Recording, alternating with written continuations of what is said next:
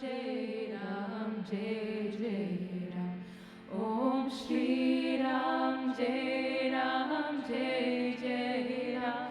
Om Shri Ram, Jai Ram, Jai Jai Ram. Om Shri Ram, Jai Ram, Jai Jai Ram. Sitaram, Sitaram, Sitaram, Sitaram, Sitaram, Sitaram, Sitaram, Sitaram. It only has to be clear for you what yourself is, and you know it. That okay, so it is this, and it is here. This is the only thing that is constant. That's all you need to know. This is constant. Everything else, I don't need to trouble. I don't need to trouble everything else. Only this. This is constant, and you prove, you see, that everything is being watched from here. And here and you is the same thing. That's all you need to know. Because when you speak and you say, then, yeah, see, this thing personal and stuff, don't give it too much importance, because the importance you give it is the power you give it. You see? Yeah, the attention goes there, but that is also noticed in the place that you are here. And just keep concentrating on the place that you are here and leave everything else. Just keep this always in mind.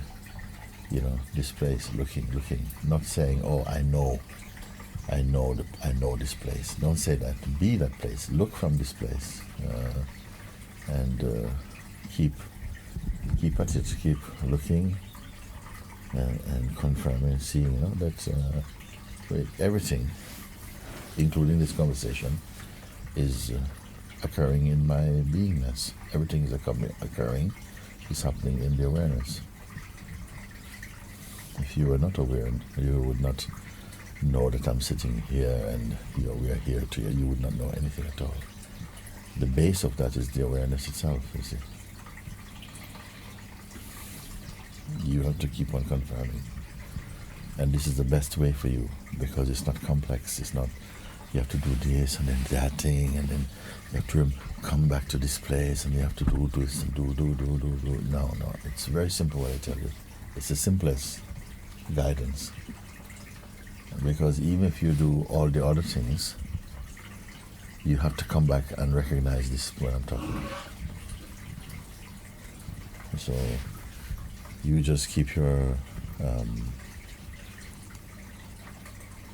keep catching this, because if you catch anything else, it's not that important. Anything else is not that important. Maybe it might seem important to the mind, but it's really not that important. This is the only thing that's important, that you keep remembering and seeing and experiencing. But I am this, I'm just here. I'm this, I'm just here. Everything, my senses, mind, they are functioning in this. But without this, they are not functioning. You just know this, and you become more conscious of this all the time. It just doesn't matter. Nothing changes it. No season changes it. No place you go, no relationship you have can change this. This is always the constant. And this is what you have to know. The rest you don't have to worry about anything else. You see? And when the mind is coming in and saying, yeah, sometimes I have to be with my family, or I have to go back to work, and my mind, you're already in identification right there again. You are already speaking from identification, which you are able to observe it. You're able to observe that and to know immediately. Don't carry on with that so much, because the more you speak like that, the more you believe it, the more you create the habit of talking about, something that is not even true. It's not even important. You see, your memories are not true. It's just because you've combined them with feeling, and then it creates this kind of, oh yes, this thing happened, and then I have to this.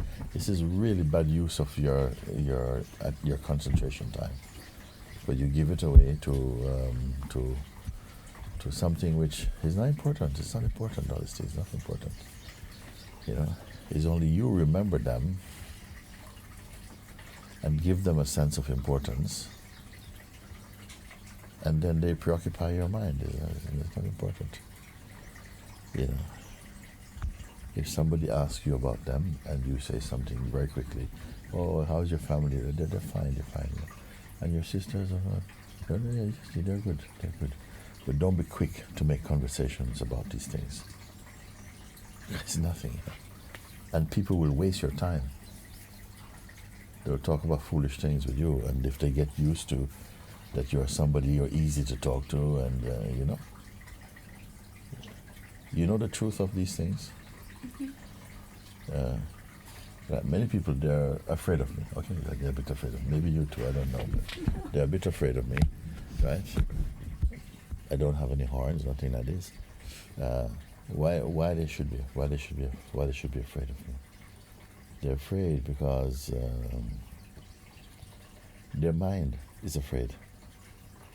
Because I will not listen to because my mind will not listen to their talk about themselves and, oh yes, Mooji, the next week I like to go and to visit this temple. I'm not interested in that.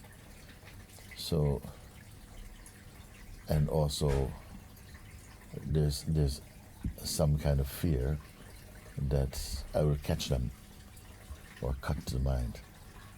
And because they have identified with the mind, they're a bit confused, and something wants to protect the mind. So they're afraid, because if we meet together, then there's a feeling like there's a threat. There's a feeling like, it might be uncomfortable, because the mind wants to be comfortable. And how the mind is comfortable is talking nonsense things. Or, okay, maybe it doesn't sound like nonsense things. Oh yeah, we're doing this, and did this experiment, and even spiritually it talks. Yeah, I've been sitting in meditation for the last 3. It's nonsense things. It's nothing at all. So don't think, we're really talking because we use spiritual words. It doesn't mean you're speaking anything actually. But sometimes if we have a strong sense of person, if you have a strong sense of person, then you will want to talk like that. You're attracted to this type of conversation. So I don't know how much there is inside you as a fire for these things. If there's just some interest, but not the depth, because sometimes people are they're attracted to what I'm speaking, but they don't have the depth as yet. They still have some interest in the life, like, oh yeah, I want this thing from life. I want to go, and I want to have a family, or I want to go and study this thing here. I want to do. So these things, if you have this intention, you're not going to wake up. I can be very, very blunt about it. Mm-hmm. If you have a desire like that, if it happens, it's fine. If you find that somehow, something is happening, and you find yourself doing these things, then it cannot take over your mind. It doesn't take over your mind, because, it's natural. Life wants to express this. But if you say, I really want to go to music school, and I want to study music, jazz music, you're not going to wake up, because you're giving importance to something, and your mind is going to want to keep it. And then when it comes to the deeper thing, your mind is going to say, yeah, but then I'm not going to be able to do this thing. And you are going to still feel, oh, well, no, I want to do this. Maybe I do this first and then later I can come back to my satsang. And people are doing this all the time, all the time, all the time, all the time. And it's okay because depending on the maturity of the person, if they have a lot of this desire inside them, are they attracted to satsang? Yes, but just like another thing. It's not the depth. You will not wake up so strongly because you have too many interests inside the heart, which is, I'm not criticizing it, it's fine. I'm just telling you that if you treasure many desires in your heart, they will preoccupy your attention, and then somehow you'll be postponing. When you come to satsang, you're weak. You're very weak. You come to satsang, you're distracted sometimes because, my words will trouble you because you feel like it's putting light on something, makes your mind uncomfortable because your mind is holding on to this thing. All these things is like that.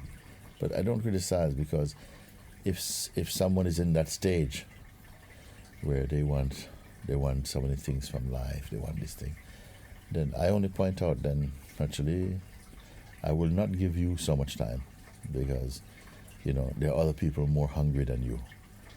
You see, if I go to a restaurant, then if you arrive before you, then I will serve you. I don't ask you how hungry you are. Just the one who comes first gets served, no? But if you come to my house and you're really hungry, I serve you first. In a restaurant. So anybody who's looking for freedom, you come to my house, then I serve you first because you have that urge inside. The one who is not that hungry, I say, okay, you wait, you have a cup of tea. This one must eat now. And I'm just looking for the ones who want to eat now. What about the ones who don't want to eat now? They can be around there, it's okay, I don't mind. But I won't notice them so much. Not because of my attitude, not because I judge them, but simply because there's no fire. And I'm attracted to this fire inside. This urge for freedom. But as I said, I don't criticize it because you can't make yourself interested. But sometimes, maybe you're sleeping, and I come and shake you, and I see you want to wake up. You understand? Then I give you some energy. Because if I come and, maybe you don't realize that you need to wake up inside. The life come and say, come, you, and you wake up. Okay, good, you wake up. Another one is sitting there already wake up, but they want to sleep. They're not really, So I go for the one who is sleeping, want to wake up. Wake up. And how do you know these things? You feel a little bit.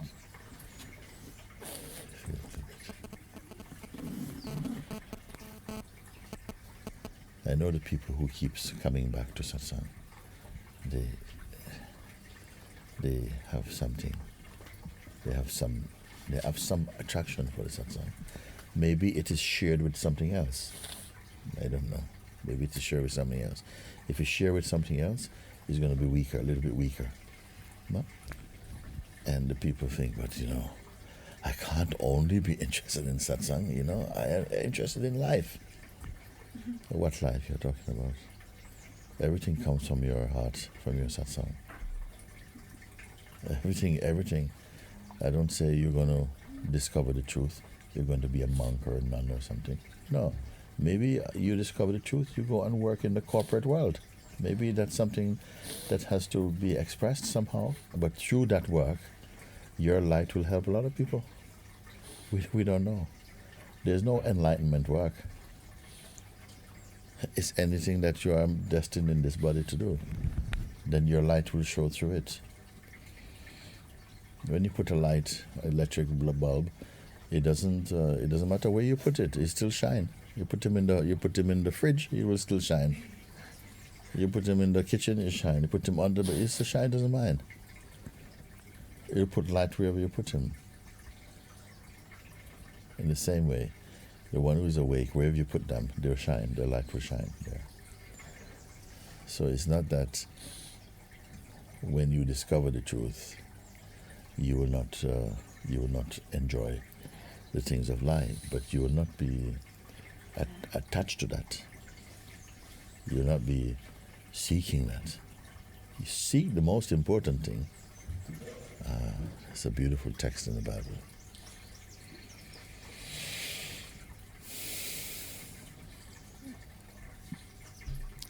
Jesus was talking with some of his disciples.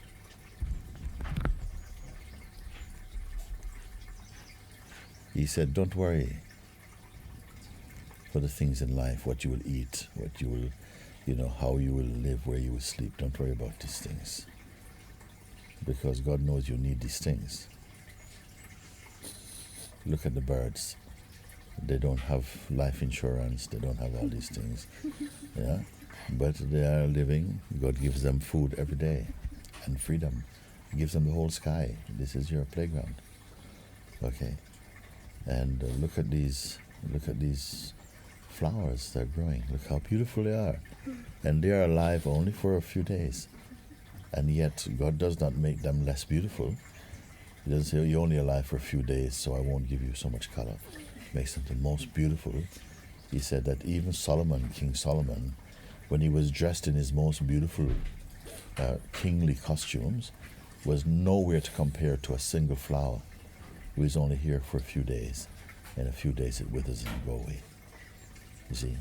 Then if God takes care of these things, how much will he take care of you, who are the instrument through which God can express more of his power? How much will he take care of you? But seek first the kingdom of God, the kingdom of heaven, which is within you. Then all these things will come for you. But don't seek them, seek him, and they will come. But you're seeking them, and he won't come. You must get your priorities right. Seek what is true. Your mind is running away from what is true because it wants to give you. That's its function. Mind can't help it. That is its function. Easier to say, okay, you can test them because they need testing. Because when you test them, they will grow. If you test them and they fall, they're no good. But if you test them and they get strong, then they're good. So the life will test you. And when the life tests you, you will go strong. You say, thank you to life, thank you for pain, because I become strong because of this. But the weak one, oh, why I have this trouble, oh, I don't know what I'm going to do, oh, this one will die. Oh, you see.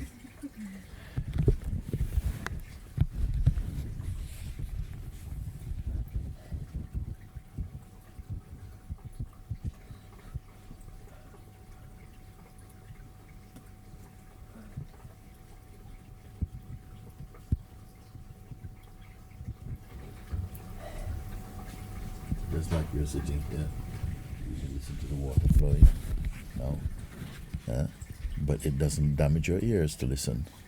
You can look at the sun, it doesn't damage your eyes.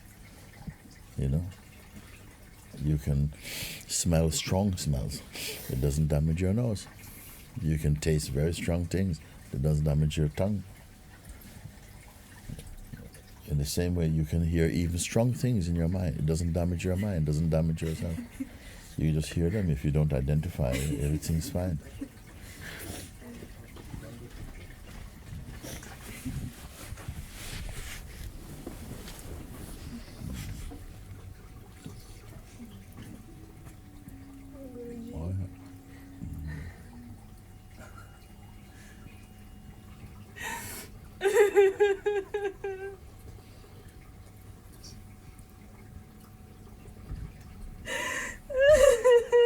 Why are you crying?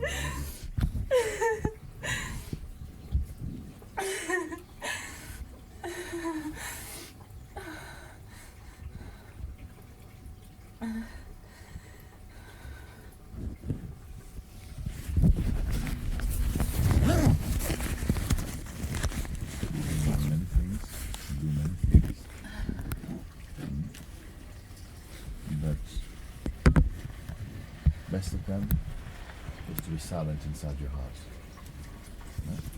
You can learn many things, do many things, but even when you're doing them, you can still have a serenity inside your being. You can still have a silence inside your being. You don't have to get excited about anything. Even if you have to do vigorous things, it can still happen, and still have a peace and sweetness inside your heart. If you don't identify, you will know these things very quickly. If you don't identify, you will know them very quickly. And you will confirm it. If you identify, well, this is something else. Don't hold your person, you know? Don't hold your person. Anyway.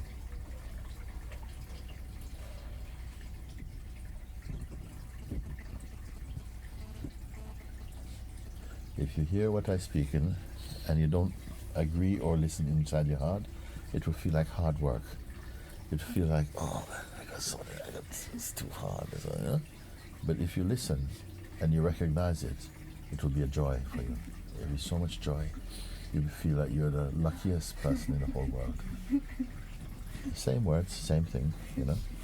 You listen, and if you choose your mind, if you listen to what I say, and you stay in your mind, you know, so, you're thinking, it's so difficult because I have so many things to do, and then you will hear it, and then you will suffer my words.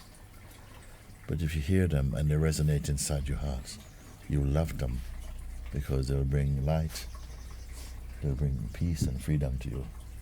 And you realize that more than anything, more than the best food or the best thing or the best relationship or best anything, that you've found the best already, because something that your heart recognizes, and it is happy for that. So don't, these are the signs. When we try to keep ourselves, when you try to preserve your person, then you'll always be fighting, always be hiding a little bit, you know, because your person is saying, no, he's coming, go and get a coffee. You know, pretend you're doing something, you see. But when your heart is open, you know, you say, you know, everything becomes such a beautiful opportunity. You love learning in the spirit. You love looking, and you just love that taste, that it brings back the taste of your own self. You're not complaining all the time, resisting and moving so slowly. The beings, they come here, they come the same time, they leave the same time, but one has completed their journey. Another one is still, I don't know, I'm finding it very hard to concentrate. So with those ones, you just have to be very strict. Okay, you move on. Because sometimes only like this, then people say, whoa, I'm missing my chance. If they become too comfortable, then they just sleep. They sleep.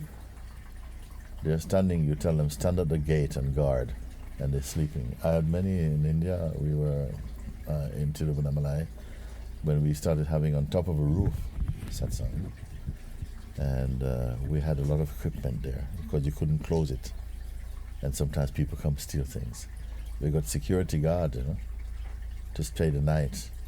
And every time we went to see in the night, they're sleeping. Security guard is there with his stick and standing. We even came one night shaking the guard. Hello, get up, you know, like this. So if you can't even keep watch, some people, they cannot keep watch. I said, keep watch just for a little bit. Keep watching the sense of yourself, just for a bit. And immediately, you can't. You see them doing it, you know? Why is it happen? If you tell them to watch a movie, they're very much something. Or to something, you know, watch your bank account. Oh, you're very cool. But to watch yourself. Pay attention, you know. That every time you're functioning of perception, pay attention to that and what is happening. You see, your mind wants to go over there, but it's only want to stick onto something phenomenal. And that thing won't stay with you. It's going to go anyway. And then it creates a sense of a distraction. But I don't want you to be distracted. When you see that happening, you stay as the weakness of it. and always keep on confirming, but I'm here, I'm witness, I am not the thing who is moving, I am the unmoving. Keep it, do it, do it, do it, until you start to love it. Do it until you love it. Because initially there's an apathy inside the human mind towards the truth. It has a lot of fire for the untruth, but for the truth it's very lazy. Oh, I can't get up. But when you keep looking until you start to feel the energy of your looking, then you start to love it. And when you love it, the mind, the tyranny of the mind begins to fall away. And then you find that your life is not a strain. Even you don't speak about your sadhana anymore. Because your whole life is this. You love it. Then you find that you wake up. As you wake up happy. You go to bed happy, you wake up happy. Not kind of, not another day. So this is a very, very Rajasic mind and Tamasic mind wake up like that. You see? They always complain, I don't know what, because it doesn't want to feel the life. So if you pay attention, just keep looking for a while, you see? This habit, this effort you must make. As a mind, then you start to see how much you lived in the past and how much you lived, as a slave to your thinking, and how it poisoned your spirit, has poisoned your freedom. And now you're discovering, my God, if I stay here, look, stay here. Yeah? You say, if I stay here. I say, no, not if, stay here.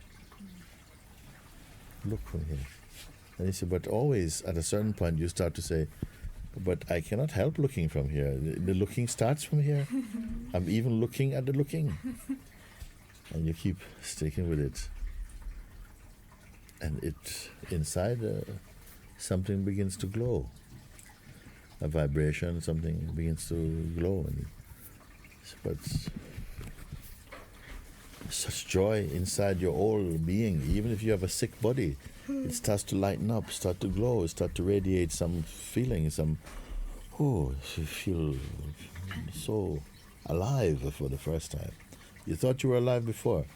Now you say, my God, there's a life inside the life. There's an aliveness inside the life itself. This is what happens. You have to win yourself back from the mind, from this tyrannical mind, this heavy mind. You have to win yourself back from this one. Guruji, Ah. I woke up this morning and like in the night somehow, I don't know when, and then somehow like you came, I don't know, like your presence, and then it's like that you take out my, like these eyes, so I can see. Yeah. And then just, I don't know, like I was covered so from here, and then the heart was just Yeah. Oh.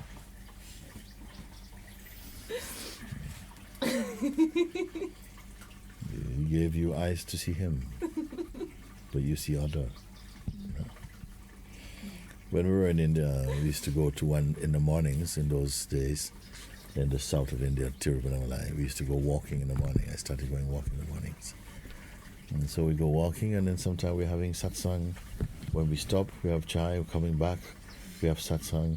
And then we have main satsang, then we have Japanese satsang, and then Spanish satsang. And it was a crazy time, actually. It's not going to happen again, I don't think. But we used to stop at one temple called Kanapa Temple. Very, very ancient temple, built in rocks, by there.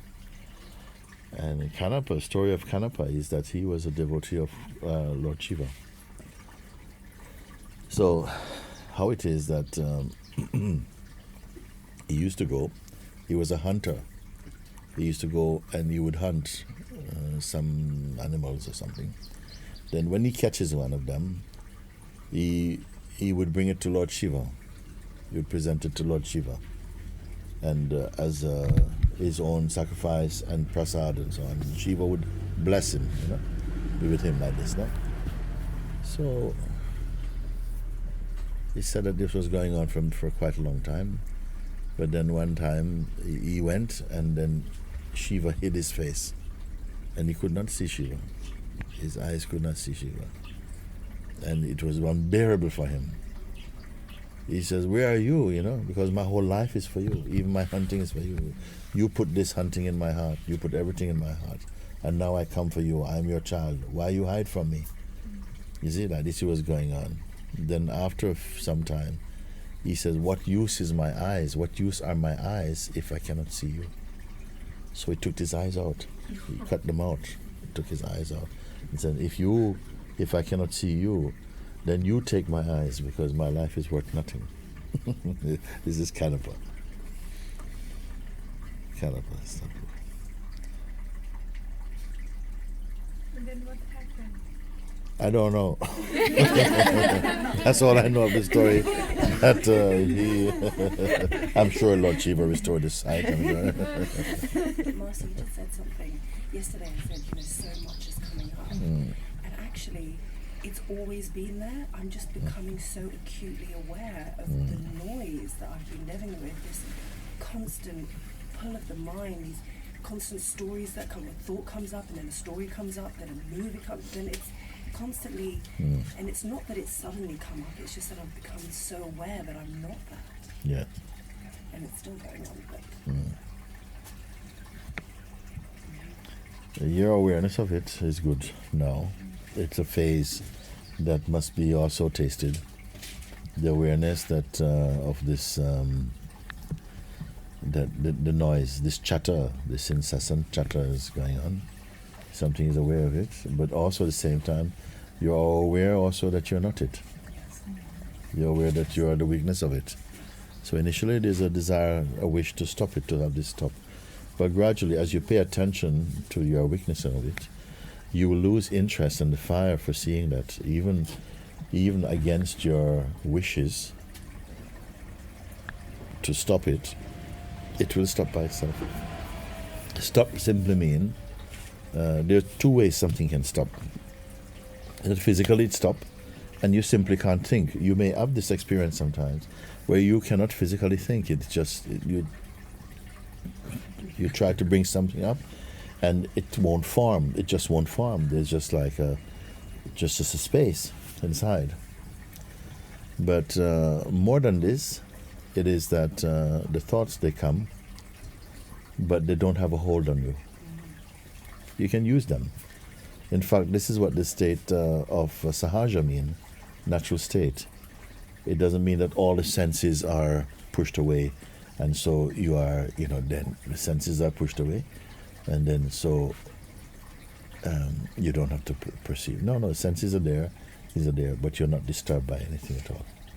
You've lost that psychological relationship. And so whatever is coming up,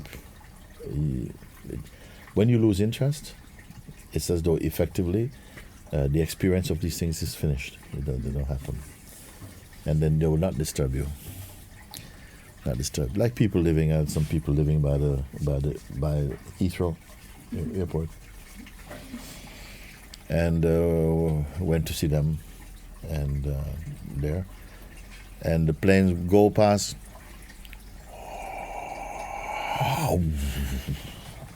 So, whoa, how you guys live here? It's amazing, the thing table reclining and stuff like that. How you live? They said, what? No, I said, how you stand this? I said, stand what? I said, this racket, this noise, I said, no, it's no trouble. We don't hear it. Also, Lakshmi before in London, she was living right next door to West Norwood train station, just at the back. The thing, they're sitting inside meditating, nothing at all. They don't feel it because they're used to it, and when you're used to something, you don't react to it. It's like it just becomes a background. They don't even notice it. So then you cannot say that it disturbs you. When you're new to it, you feel, and you don't expect, and maybe all these things come packed together. They feel like, this is terrible, but you get used to it. And also, when you're not in a position to do anything about it, then something just accepts it. If you feel you can do something about it, you disturb yourself more because you start to fight to change it. But if you have to accept it. Over my house used to be, every day, Concorde used to fly.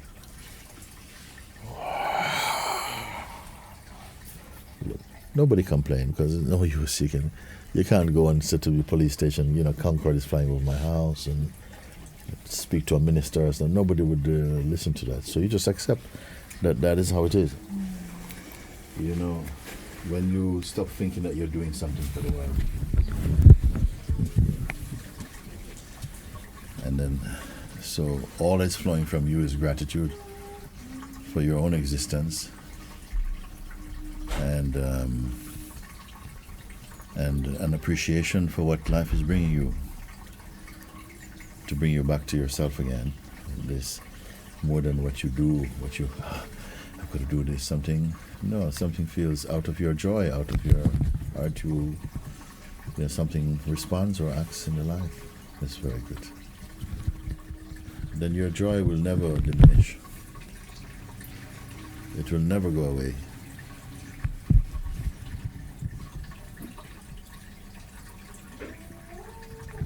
When you were leaving Monte,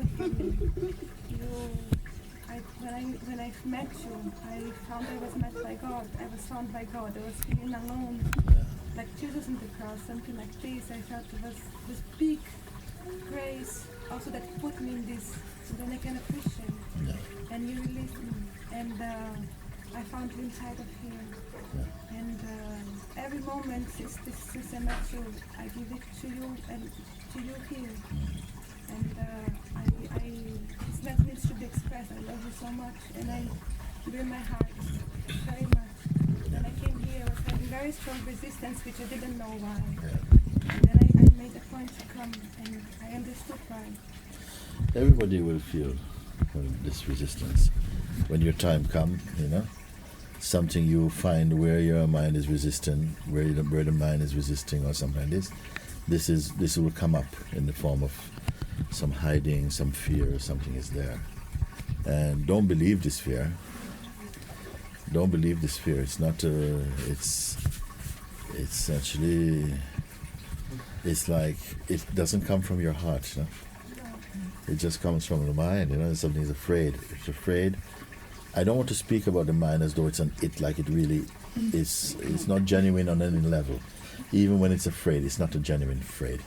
It's just it simulates this thing like that. And who is the mind to be afraid? You see, it's more a relationship. It's actually not the mind is afraid. The consciousness, who is all doped up with identity and projections and false conditioning, becomes afraid to just be itself again. It has really begun to invest a lot into its projections and so on, and then creates the notion of a future and starts to aspire for this future, which means that it overshadows the present of presence. It's because it puts a date on it. It makes an appointment with freedom, so therefore it's not free. Don't make an appointment with freedom, because that's always something later. It's always put, and these are subtle things, but it works. It starts to puts you on the waiting list. And there's something that is here that is not on the waiting list. It does not wait. Sometimes we say freedom awaits you, but it doesn't mean it's waiting for you. It means that it's here to be discovered. You see? Discovered and recovered, they go together somehow. And so this fear does come. This comes up because we have some tamasic, rajasic energies inside. It's resisting a little bit. It wants to go back to bed. It wants to, like this. And don't identify with it, so that when they come, they will not be so sticky. You can more and more be clear about it. And as soon as you are clear that you are the weakness of it, this weakness, formless weakness, detached weakness of it, and you begin to experience, not believe this, you recognize it, and you begin to see that, then everything is a changing around of power. Everything starts to move away from a mind-centered existence and just to your heart field. And how long is it going to take? It doesn't take any time. It does not take any time. Om Shri Ram Jai Ram Jai Jai Ram. Om Shri Ram Jai Ram Jai Jai Ram. Om Shri Ram Jai Ram Jai Jai Ram. Om Shri Ram Jai Ram Jai Jai Ram. Sitaram, Sitaram, Sitaram, Sitaram, Sitaram.